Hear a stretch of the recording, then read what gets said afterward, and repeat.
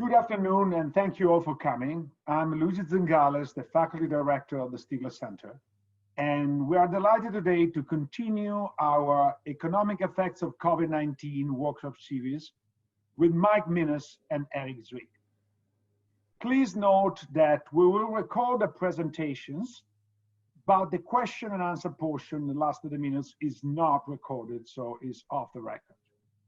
You can submit your questions with the Q&A button on Zoom or raise your hand. I will moderate. Before we begin, let me briefly introduce our speakers. Michael Minnis is a professor of accounting and Charles Merrill Faculty Scholar at Chicago Booth.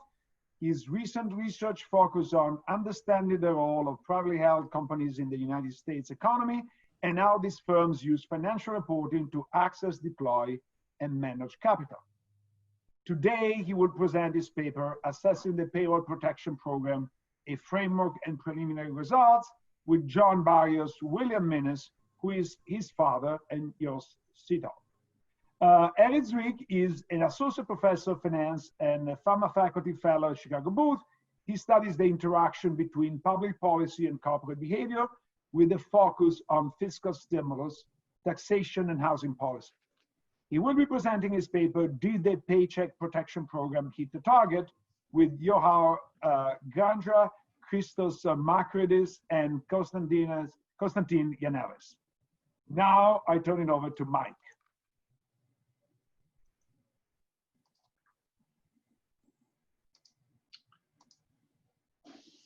All right, thank you, Luigi. So thank you very much for having our paper here and allowing us to share this. This is joint work again with John Barrios, William Minnis, and Joost Sijthoff. And so let me go ahead and get into this here. If I can, there we go. What we're going to do is we're going to tee it off by making sure everybody understands what the payroll protection program is. Both of the papers today take a look at this program that was set up, and our paper in particular is trying to take the rules of this program and try to estimate how big this is and how it's going to be allocated given those rules. So what we're going to do is just take a couple of minutes to make sure everybody kind of understands what it actually is and how it's supposed to be allocated. And then our basic essence of our project was, let's estimate how big this is and how it could be allocated given the rules. So then we're going to talk about some preliminary results. The results that we have right now are based on the publicly available data that the SBA and Treasury have provided us, which is across state, industry, and firm size. And then I'm going to close by talking about a couple of controversies, issues surrounding the PPP, and maybe to some extent how that relates to our agenda here. So what is the payroll protection program? And having done this project now has also given me an opportunity to get involved with and talk a little bit with journalists. And I think one of the things that's important to kind of come across with this is to make sure some of the details of what it actually is and how it's intended are kind of important. First of all, it was created as a part of the CARES Act, as intended to provide economic relief to small businesses nationwide adversely affected by COVID-19. This is technically part of the SBA's 7A loan program. So the 7A loan program is a program that the SBA has had for years, and it's designed to provide loans to small businesses. The program itself is actually funded and executed by lenders, so banks, credit unions, and some fintech. So the SBA is kind of an administrator here, but the banks are the ones actually providing the funds. And the SBA, in this particular case, is guaranteeing 100% of the funds. The loans ex post can be forgivable if the proceeds are spent on allowable expenses, and we'll talk very briefly about that. Real briefly too, because one of the things that I come across occasionally is kind of a misunderstanding what the SBA actually is here. The SBA provides counseling and capital and contracting expertise for the nation's small businesses. A primary role for the SBA is actually advocacy and advice to these small businesses. So through most of their programs, their role is, as much as anything, a guarantor of loans. So they don't actually provide the funds for these loans in most cases. And note here too, kind of an important point is kind of annual volume for SBA loans is somewhere around the $30 billion per year mark. This becomes important when we start to see how big the PPP actually is relative to what the SBA does on a normal basis. So how does the payroll protection program work? It follows a number of steps here. It starts with firms submitting a 2-page application form to an SBA approved lender. This is a very simple form. Basically indicates how much payroll this firm has had last year, takes the divide by 12 and multiply by 2.5 to get the eligibility amount of payroll for a PPP loan. And then effectively the bank doesn't have to do a lot of certification work itself. The borrower self-certifies essentially that it is in fact eligible for these loans. The lender takes that application and those details, inputs it into the SBA website. This is the website that kind of became notorious a little bit very early on in the process because of being overwhelmed initially. The SBA assigns a loan number. This indicates approval for that particular loan. The banks disperse funds out of their own capital. Again, this isn't the SBA's capital. This is initiated as a loan, typically with loan documents, and it goes into the borrower's checking account. The borrower can then spend funds. Note here, they can spend funds. There's a question I think that's still a little bit outstanding is how much spending they've actually been doing of these funds that have been dispersed. But in theory, they are to spend these funds. And then what happens is that the borrower needs to document how these funds are spent and subsequently ask for loan forgiveness. A lot of talk has been about the 75% rule, that 75% of it must be spent on payroll, and that there's an 8-week window that they have to get these funds spent in order to be forgiven. If they're not forgiven, then it just turns into a 2-year loan with a 1% interest rate. I wanted to show you kind of 2 forms here, just as a way of contrast. This is obviously a much cut down version of the actual 2-page application. But a lot of the rest of the 2 pages is just simply certifications and business details. This is effectively as simple as it kind of gets for applying for these loans, where the borrower inputs here how much their monthly payroll is. Again, typically looking over the 2019 fiscal year, and then multiplies that times 2.5, and that's essentially how much payroll protection program loan they're eligible for. They do indicate here what the purpose of this loan is intended to be, and again, depending on how they spend it, it is about the forgiveness.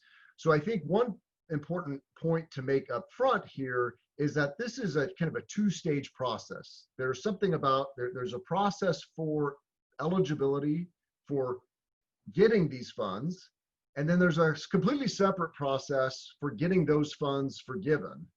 And so, so our paper is almost essentially all about the application process, the eligibility process up front. How much are firms going to step up and request as a part of this program, and essentially nothing about the forgiveness part of it.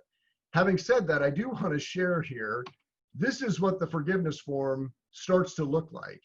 And I say start to look like because it's actually an 11-page application. And so each of these lines you see here, you can see that several of them reference separate schedules that these borrowers are going to have to begin completing once their 8-week window is done to start getting this forgiven. So the forgiveness process, I suspect, is going to be much more complicated than the application process. And again, we don't talk much about that, but since they released this, I thought this was interesting to kind of note. Just a few more PPP details that are kind of important for both just a broad understanding and also for what we're going to do here. The program was designed as a first come, first served basis. The first round was allocated approximately $349 billion. Note here, and this is why I'm referencing back what the SBA typically does, this is at least 10 times what they would do in terms of loan approval process in any given year. So this is a massive program for the SBA to undertake here. And the second round, once the first round was expired, received another $310 billion. The banks play a role here, obviously, in the sense that this is their funds and that are being allocated. It is a 100% guarantee SBA loan, so typically, and as a matter of fact, they're essentially not supposed to be doing any sort of standard credit analysis on these loans. They are supposed to take that application, essentially put it into the SBA, and get these funds dispersed quickly. There's a real flavor in this program of speed over trying to target this well. And so the banks are compensated for their efforts here. And there's usually a schedule based on conditional on loan size, how much the banks are compensated for this. If it's not ultimately forgiven, then it becomes essentially a 1% loan over the next 2 years on the bank's books. So now we're going to get into a little bit more about what we're going to be doing here. And this starts to think about who's eligible for these loans. It's quite broad. The program's quite broad. It starts with companies with less than 500 employees. And essentially the first thing is that any company with less than 500 employees is eligible, plus companies that can be larger than that if they qualify under the SBA's separate size standards. I'll talk a little bit more about that shortly, but and note here too, that some of these industries that are eligible for this are not eligible for the SBA's standard programs. So for example, some real estate, some finance, legal gambling, gaming operations are eligible, which these programs otherwise may not be eligible under the SBA program. So this is a much broader set of firms here. Importantly also, Schedule C, so sole proprietors and farmers who file Schedule F with the IRS, independent farmers, are also eligible based on their 2019 net income. So, and I'll talk a little bit about this when we get to some calculations here. So it's a very broad program in terms of who can participate. There's an important set of rules here that have created some of the concern or the discussion around who's actually eligible, and it's what they're referring to as affiliation rules. These affiliation rules, essentially, what they're trying to do here is that if you have fewer than 500 employees, but you have that in separate entities, what they want you to do is aggregate these up and then consider as a whole how many employees you have across all of your various entities. And if you have more than 500 employees, then you're not eligible for this. Early on, it was noted that a lot of restaurants, for example, hotels, are actually franchises of much larger entities. And there was a recognition that there would be difficulties for them to get these PPP eligibility because of these rules. And so early on, they waived this affiliation rule for anybody in industry, NAICS 72, meaning that essentially even McDonald's corporate would have been technically eligible initially for this because there was no size restriction here. So that comes into play in a couple of different ways, but point being, it's quite broad in terms of who's eligible. Now, I'll just kind of briefly touch on this and we'll get to some figures here, but essentially what this whole program comes down to is payroll. It's a payroll protection program. And so the general essence of this is show your payroll records from the previous year, divide by 12, multiply by 2.5. The eligible payroll is wages plus benefits such as retirement and healthcare. We aggregate that up, and that's how much a given firm is eligible for. A couple of different caps. One of them is wages over $100,000 per employee are excluded, and there's a maximum of $10 million per firm eligible. A couple of other different exceptions here, but we'll move on with that. So just some key headline stats just to bring us all together through May 25th, so just as a couple of days ago with the SBA's latest documentation here. Again, the overall size of this program was $660 billion allocated by Congress. $511 billion has actually been allocated. Interestingly, note the following. There was through May 8th, $531 billion allocated. And it's actually reversed directions since that point in time. I believe this is in large part because some firms who initially got funds have, through additional clarification of the rules, returned those funds. And so actually what we've seen since May 8th is actually a net reversal of the flow of funds rather than a withdrawal of funds, which has been interesting. This is 4.4 million loans outstanding, 5,500 lenders, and the average loan size is $116,000. Note here some of the distribution about where this is going by size. 3.5 million or 80% of these loans are made in increments of less than $100,000. So the vast majority of them are going to the smallest businesses. But note that that's about 20% of the dollars of allocation here. And that's reflective of where payroll is in our economy, and that's what we're getting to here. So the motivation of our study was, first of all, this combination of first come, first served design with broad participation and a $349 billion cap. This was gave us two reactions. One, this is going to indicate to us that firms with better banking relationships and better accounting firms are probably going to get in line first, but simply because they have the data there. And indeed, I think what we've seen in the initial round was that's exactly what we saw. The bigger firms with better banking relationships got in front, and those without the stronger banking relationships were in the second tier. But this wouldn't necessarily be a problem if $349 billion was big enough. And so that led us to the main question we're going to talk about here is, how big did this really need to be? And nobody was really talking about that. So we wanted to say, how big is the demand? And can this be kind of set as a basis for program evaluation? And note here, I think the key that we're trying to get after here is the difference between, can we set up concerns or criticisms about this program or congratulations on this program or any sort of critique in terms of program design versus program execution. And the main thrust of our paper is going to be let's take program design as seriously as possible and say, given that design, what would the allocation look like? And then start to compare what the allocation actually was given that design. And if we see that it's very close to that design, then the more of the complaints should be about the design of the program, not about the execution, potentially. And let's talk a little bit about what that looks like in terms of the dollars. So we're going to calculate potential PPP demand, just simply using the eligibility rules that I've kind of touched on and simple payroll data from publicly available Census SUSB data set. We have to have a few assumptions about growth because the latest data is from 2017. And then the big key set of assumptions here is about participation rates.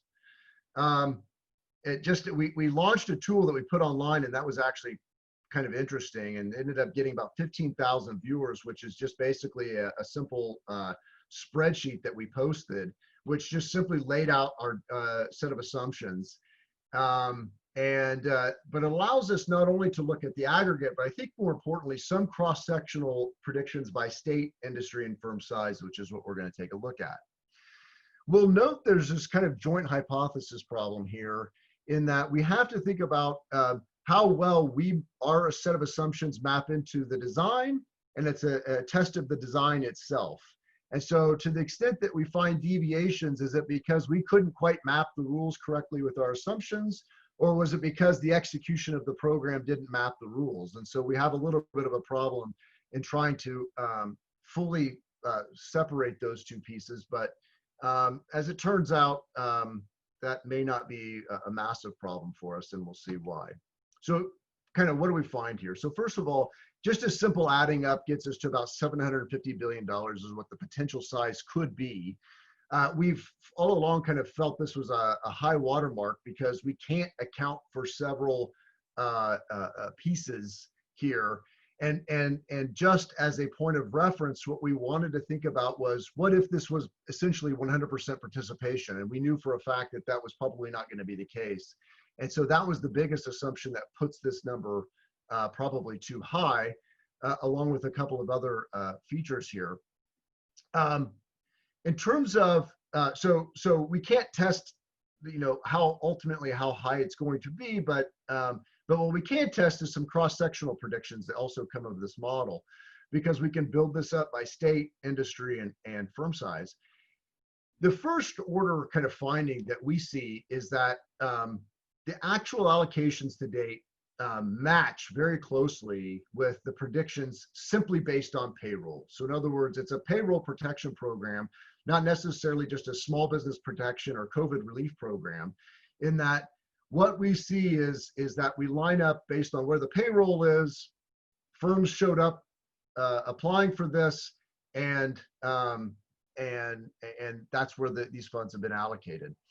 Having said that, there is still some interesting heterogeneity that we're going to explore a little bit, and certainly the second paper here today is going to explore this as well. And so let's just look at some of these that I summarized here, and we can just look at it with some of the data. To start with, this is a snippet of the spreadsheet that we actually used, and what I'll note here is that ultimately where we get down to it is, if we can see here, the $750 billion that we predict, we have to come up with several assumptions about some benefits, inflation rates, and participation rates. We do all of this by industry, and this gets us to our $750 billion. The place where somebody is going to want to really think about, and I have not used this board obviously very much, and so my handwriting looks like my 8-year-old or 10-year-old son, but this participation rate is going to be where a lot of the differences are going to come in. So let's just look at this in terms of pictures here. So again, the first piece that we came after with this project was just to ask the question, how big could it be? And it was $750 billion. The second piece is once they started reporting how these were getting allocated, we said, let's try to see how our model fit cross-sectionally. What they've done, most of our analysis that we're able to do here is by state, because this has been where they've provided the most detail. In terms of by industry, they did it for the first round, but they have not, they being the Treasury and SB, have not subsequently provided industry level detail. And so most of our cross-sectional results are going to come in by state. This is, and then we're going to break it down into two buckets. The first round, the second round, and then we're going to look at this cumulatively. And as it turns out, this makes a big difference as to how these got allocated over the rounds. This is just a simple scatter plot of, on the x-axis, what we predicted for each state, and on the y-axis, the actual allocations on the first round. And what you'll see is that, first of all, if they fall similar to that line, although not on it for certain. And in particular, what we'll see is what you see there is New York and California upper right are falling below that line, where you've got states like Nebraska and the Dakotas falling above that line. And this raised some questions early on as to why some of these states that had higher COVID exposure were below the line, and other states that had less issues were above it.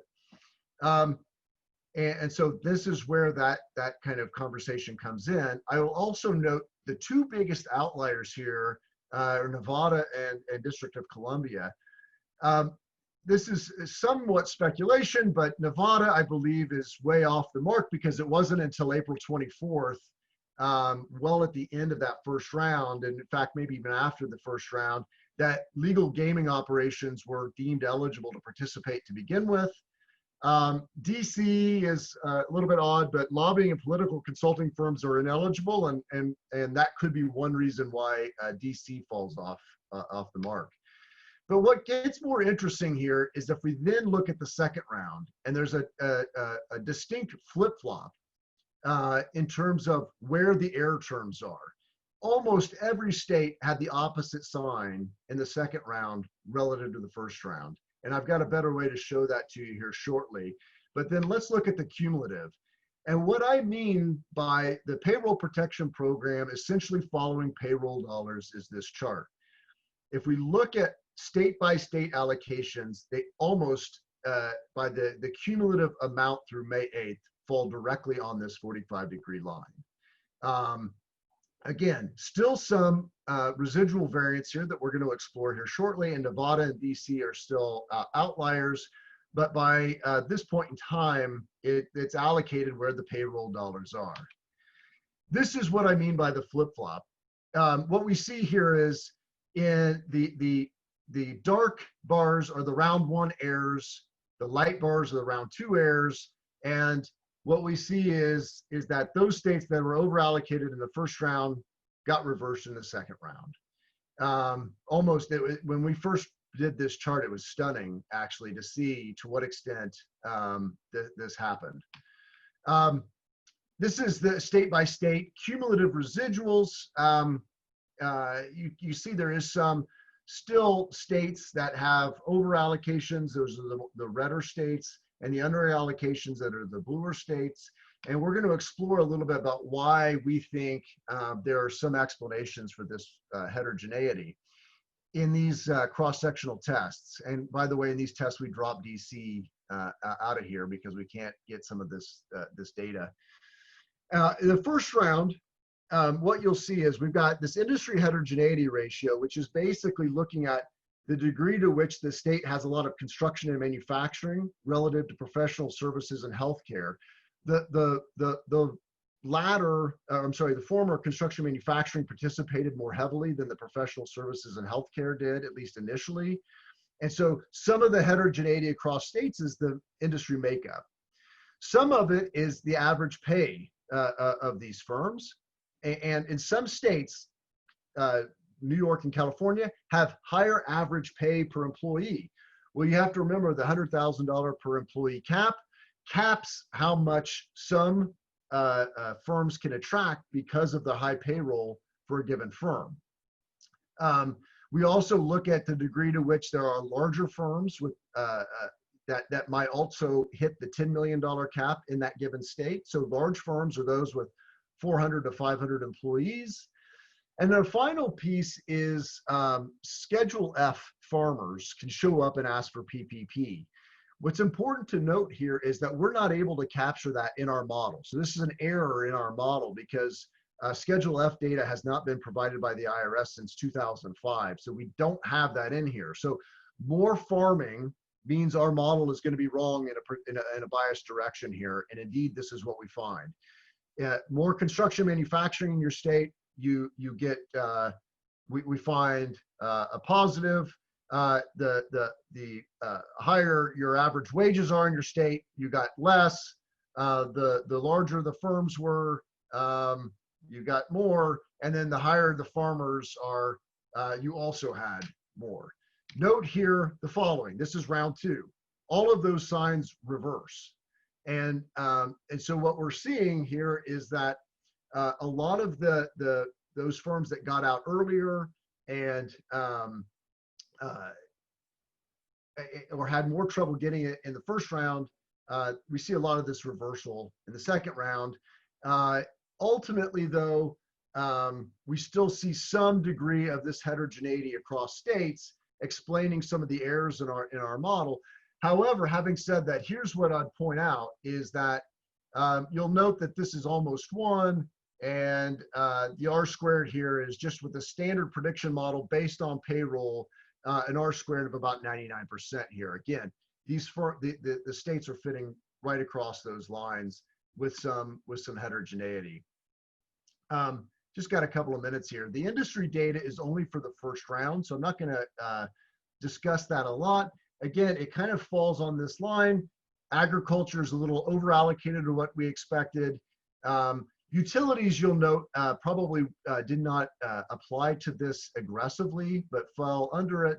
Holding companies also, again, probably because of affiliation rules is my guess, also did not participate in PPP quite as much either. Real quickly on firm size, and actually I just showed this graphically, a lot of talk has been about the smaller companies being shut out, larger companies being over allocated. Our results kind of suggest that both tails are probably getting potentially under allocated. And let me tell you what we're seeing here. The darkest bar there to the right is our prediction, and the bar right next to it is the cumulative to date. And what we'll see is that the two smallest buckets are actually getting slightly under allocated relative to our predictions on the smaller side. But the same is true actually on the upper tail here as well, in terms of firm sizes also getting under allocated. And we're seeing that kind of in the middle ground here are some slight over allocations.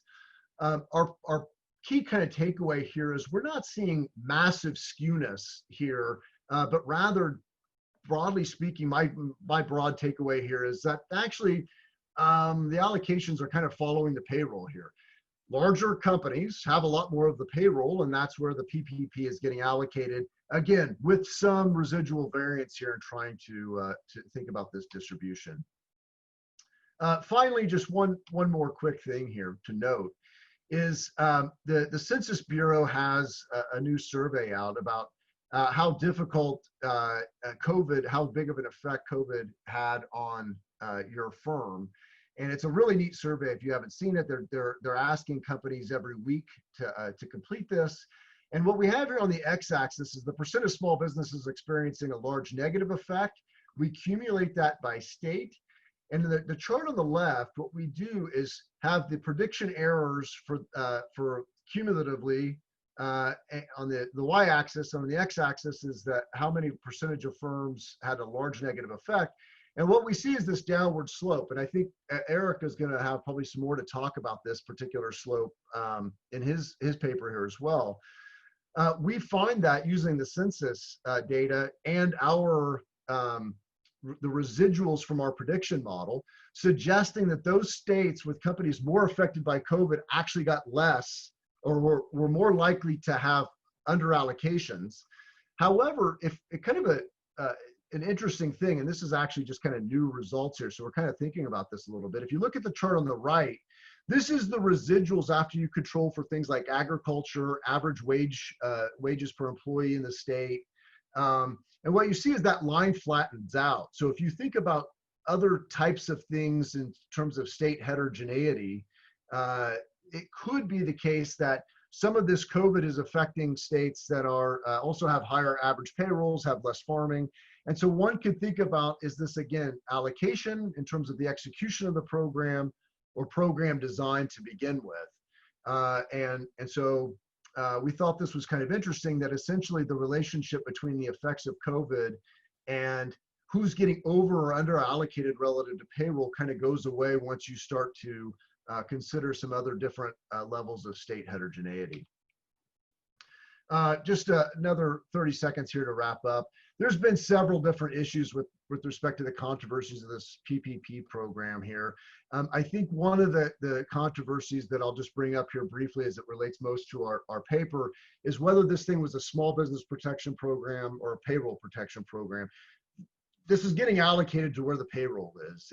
It wasn't necessarily designed up front in terms of strict filtering to think about where the COVID hit the hardest. It was allocated based on where the payroll is, and I think that's what we see quite a bit in our paper. I think what we're trying to do in this paper is just provide a very easily allocated prediction of where this PPP could go based on the program design. One thing I'll close with is a prediction. All of our analysis has been on the first stage. Where is it going to be eligible and who's going to get this? But frankly, I think if anybody thought the allocation phase was controversial and complicated, just wait for the forgiveness phase, because it's a much more complicated application process. It's going to require documentation, and I think that'll be even more complicated as we move forward. Thank you very much. That's my presentation. Thank you very much, Mike. And the word is now to Eric. Eric, you should first unmute yourself. That's a bit good. I was gonna, only when I have something to say will I unmute myself, but no, fair enough. Thanks. Okay, great. So thanks for putting together these two papers. This is a really nice compliment to Mike's work. And I'm looking forward to the Q&A. See a lot of fun, familiar faces in the audience virtually.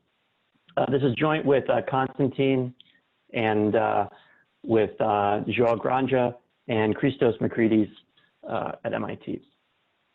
Okay, the question we're focused on in this paper, so this is really phase one of an ongoing project, program evaluation of the PPP program. The question that I'll be talking about today and presenting preliminary results on is, did the PPP program hit the target?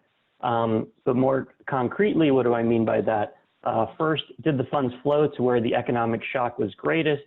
The reason why we might be interested in this question is, even if the design didn't explicitly say that, I think public interest is certainly there in terms of thinking that the benefits are likely greatest in areas with more pre-policy economic dislocation and disease spread. So a first pass look at that is probably worth doing. Second, given that the PPP was structured to use the banking system as a conduit to access firms, what role did the banks play in mediating policy targeting? So were they kind of a passive conduit, or was there some evidence that there's heterogeneity across banks and how they were able to connect their firms to this program? What we're going to do is provide a very simple descriptive analysis of what I call ex-ante program targeting. So we're going to look at where funds were allocated in the first round specifically, and compare that to characteristics of those places before the program was implemented, to sort of think about the ex-ante targeting. And then subsequently, we're going to start looking at the impact, or doing analysis on this right now, of PPP on employment, establishment, shutdowns, and reopenings, thinking about the role of the program as the economic recovery hopefully continues. Okay, what data we'll be using?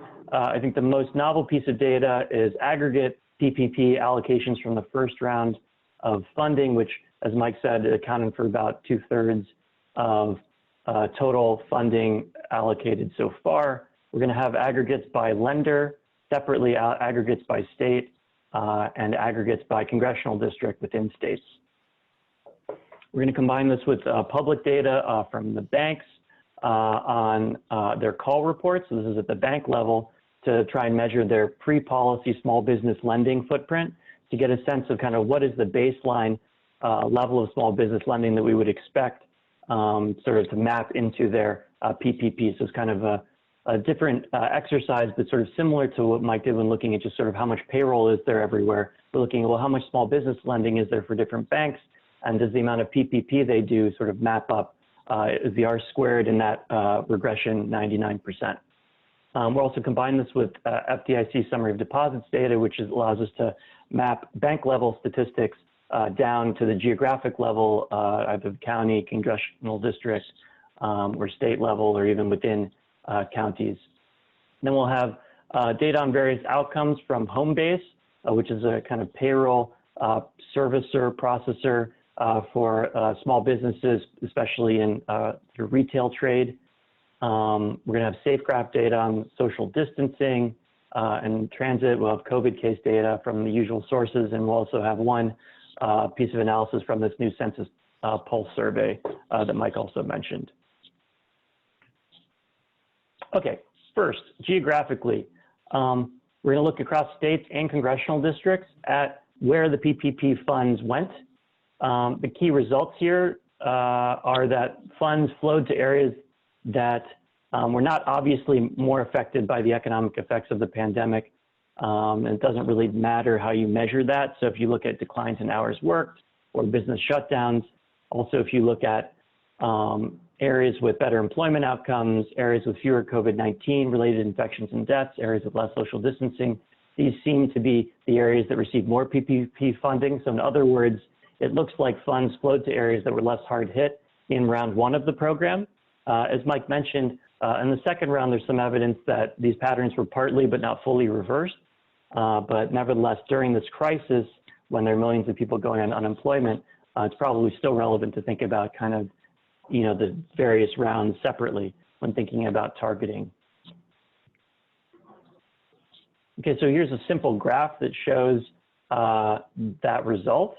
If we look at business shutdowns, which we measure in the home-based data by looking at the number of workers that are not or that are doing positive work in a pre-period that go to zero, and then mark a business shutdown for basically all workers going to zero.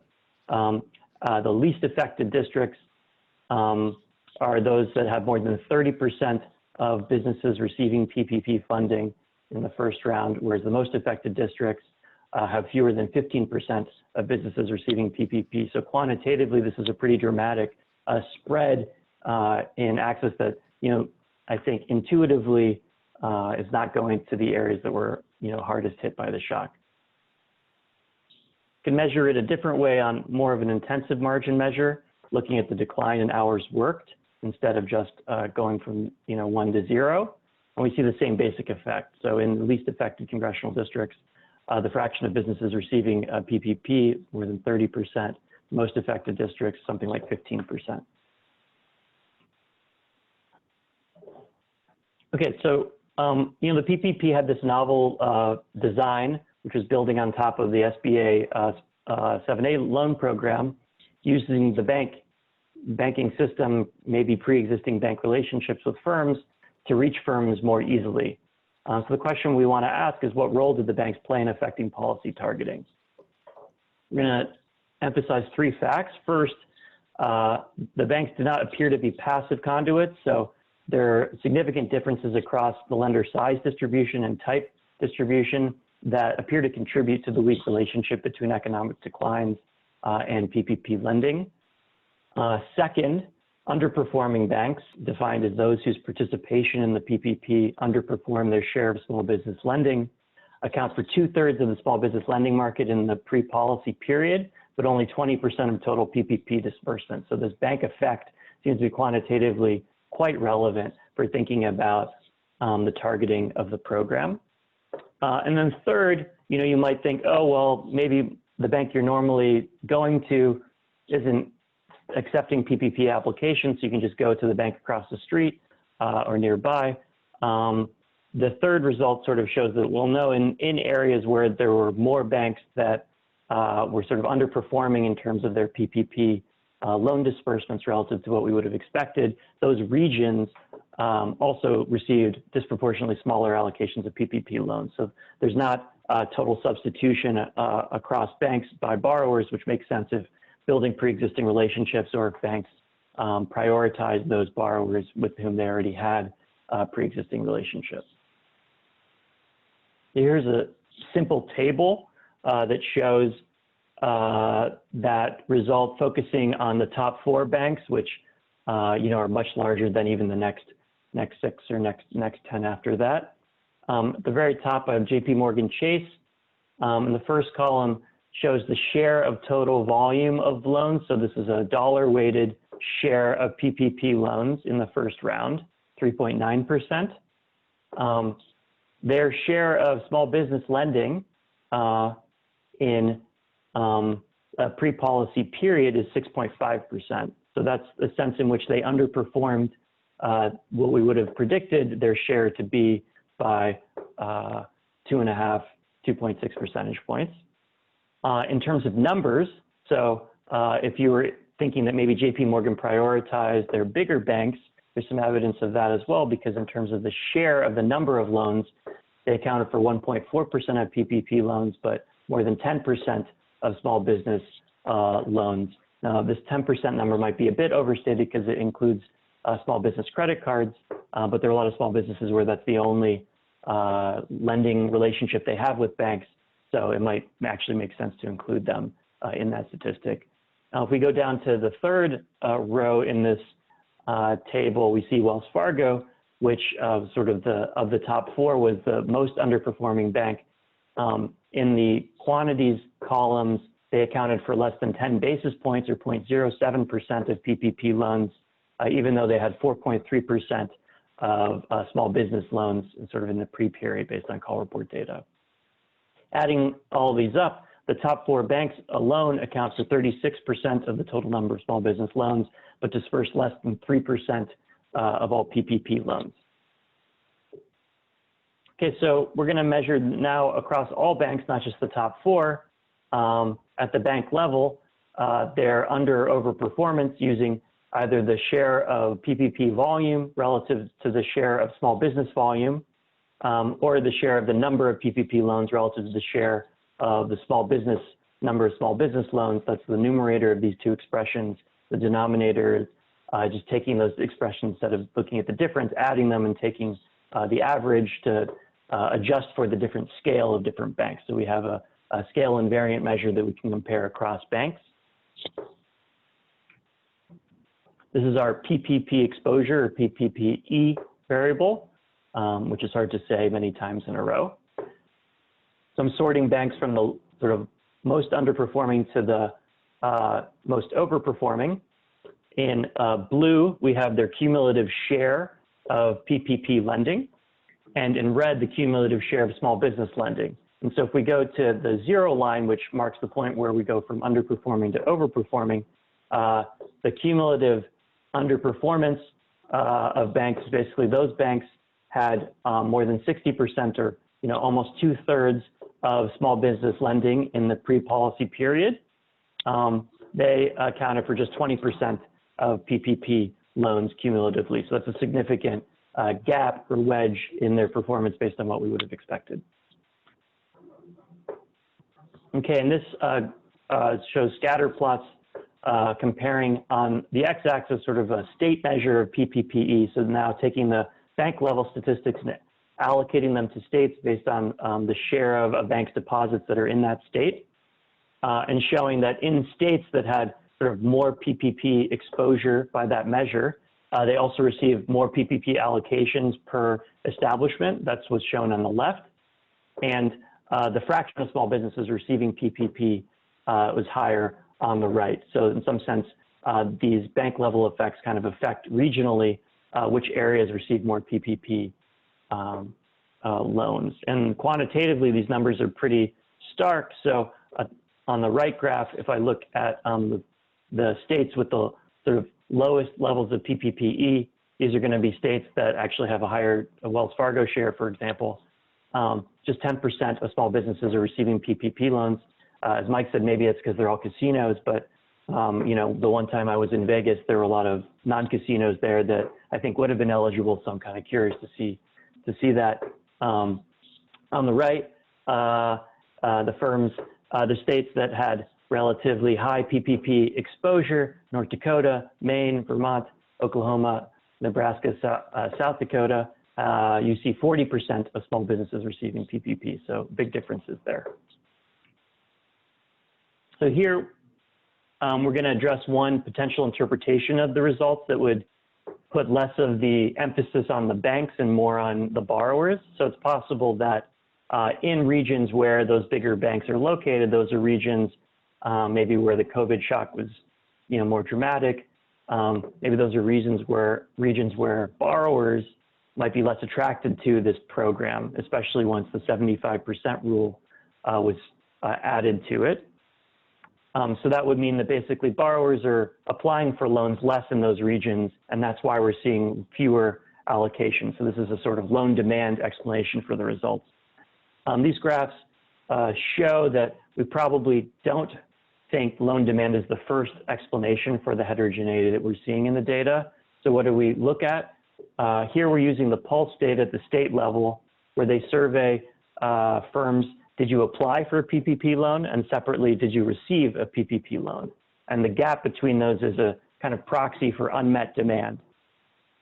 So on the left graph, what we see is that 50% gap, which corresponds to basically 50% percentage points difference between firms that are applying and firms that are receiving. Firms that are in states that have sort of lower PPP exposure have much more unmet demand versus firms that are in states that have high PPP exposure.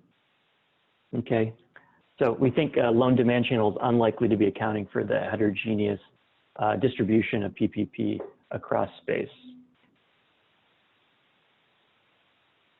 Some anecdotal evidence that probably supports this. There are some really excellent, journalists working on collecting anecdotes from other, from states and firms, but here's one from Wells Fargo that's been covered in the news as well. Wells Fargo was somewhat constrained from expanding its balance sheet as a result of an asset cap imposed by the Fed in the aftermath of the fake account scandal. This asset cap, according to Wells, limited their ability to lend under the PPP in the early days until they got sort of special permission to lend. As a result, especially in the first round, Wells dispersed a significantly smaller portion of PPP loans. This is plausibly unrelated to what's going on with borrowers. This is a bank-specific channel because Wells is a very large bank that actually could have aggregate implications. And so here we sort places in congressional districts by their share of Wells Fargo branches. The places with more Wells Fargo branches are places that had lower PPP allocations per establishment and lower shares of establishments receiving PPP. Okay, and last we'll just show again, now at the congressional district level, using the business shutdown data and the share of business shutdowns. We're going to look at PPP amounts per establishment in the top left panel on the x-axis versus the share of business shutdowns. See a pretty flat line there. So the areas that receive more PPP per establishment had pretty weak correlation with the share of business shutdowns. On the right, the fraction of businesses receiving PPP, it's actually slightly downward sloping, which indicates the places where more firms receive PPP loans are actually places that had fewer business shutdowns. On the bottom, instead of the PPP receipt, we're going to use our kind of exposure measure. You could think of this as a test of sort of balance. If we're thinking of PPP exposure as a kind of instrument for thinking about evaluating PPP going forward, you'd be curious sort of how correlated is our exposure measure with business shutdowns. Looks pretty uncorrelated. Here's basically a graph that's telling roughly the same story, so weak, if anything, negative correlations with PPP amounts, and instead of the share of business shutdowns, the ratio of hours worked relative to a January baseline. Okay, in the last few minutes, let me talk through some open questions and policy implications on targeting, and I think this will dovetail nicely with some of the comments that Mike made. First, the question, what drives differences in bank performance? This remains somewhat open. Is it the loan application approval process? Is it possible that banking disruptions, especially in the early weeks of the crisis, bank branches themselves had to shut down? Possible that loan officers weren't able to process loan applications initially for that reason. Maybe that was differentially affecting borrowers in harder hit areas. It might separately be the case that the submission of loans to the SBA and the SBA loan approval process is affecting differences in bank performance. We think that's probably not the case for the first round. Might be more important in the second round when the SBA introduced batch processing and some other limitations on how they were receiving loans, but that remains to be seen. Presented a bit of evidence that differences in the distribution of funds is not due to differences in demand for loans from borrowers, but probably could present more evidence there. And there is preliminary evidence, I think some of the stuff that Mike showed, suggesting that these differences partly closed in the second round. This of course means that some borrowers had to wait 4 to 6 weeks to receive funds. These are times that possibly that could be make or break for firms. So thinking about whether that delay was costly, whether the gaps closed completely or only partly, That's an open question I think we want to be able to dig into a little bit more going forward. Second, this is just ex-ante targeting. Now, if legislators especially decide that they want to improve the ultimate targeting of the program, they can do that through changing the way loan forgiveness is calculated by making loan forgiveness dependent on lost revenues. There are proposals going around to do that, or to implement a new program that would have a little bit more conditionality in the program design than the first round had in it. I think this speaks to Mike's point about, is it about the design or the implementation that basically is first order for affecting targeting. My view is that the design is pretty important for thinking through the targeting of this program so far, but ex post forgiveness rules, changing the restrictions on maintaining payroll to allow harder hit firms to benefit from the funds.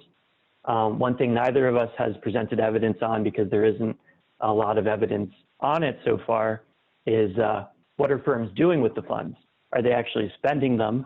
Are they sitting on them? Are they concerned that if they do spend them, that the forgiveness won't be honored because of changes in the rules? These are open and kind of first order questions for thinking about the benefits of the program. Third, what was the role of supplemental programs that could mitigate or circumvent the banking issues that we've identified here? So you could imagine prioritizing better performing lenders, helping underperforming lenders, administering similar support through other agencies, for example, the IRS. There is currently an employee retention tax credit. There are other proposals that are using kind of targeted temporary tax policy to think about helping target firms that were hit harder by the crisis and helping their workers as well. Fourth, as I mentioned before, how are firms using the funds? We don't have a ton of systematic data on this yet. It'd be really nice to know. The 75%, 25% restriction likely limited use in hard hit firms because firms were laying off workers. The $600 unemployment insurance likely crowded out initial employment effects. And so understanding the extent of that is important. And third, even if the program didn't have significant employment effects in the early stages, it could still have significant social insurance or liquidity support benefits by allowing firms to stay open to cover some overhead costs to help hire their workers during the recovery phase. So I think the question is still open about whether this program was ultimately effective. And so we look forward to future research on that. So just to summarize, because I only have a couple minutes left, key results: we do not find evidence that funds flowed to areas more adversely affected by the economic effects of the pandemic. If anything, funds flowed to areas that were less hard hit. This is not driven by differences in loan demand, and it likely reflects the absence of conditionality in the program's design. Second, we identified significant heterogeneity across banks in terms of dispersing PPP funds. The top 4 banks alone account for 36% of total pre-policy small business loans, but dispersed less than 3% of all PPP loans. We also find that areas that were significantly more exposed to low PPP banks received much lower allocations. So to summarize in a sentence, the evidence suggests the PPP functioned less as social insurance to support the hardest hit areas and more as liquidity support for less affected firms. So that remains to be seen for sure. Coming soon, employment and UI claim effects in the first phase of the crisis. Hopefully we'll have some results and some new stuff to share and circulate with folks in the next few weeks on this. Looking at business shutdowns and reopening as the economy reopens, I think everybody's very interested in that, thinking about the role of this program, not just when the funds are initially distributed, but also when firms are sort of benefiting from that extra liquidity going forward. So look forward to the Q&A. Thanks for listening.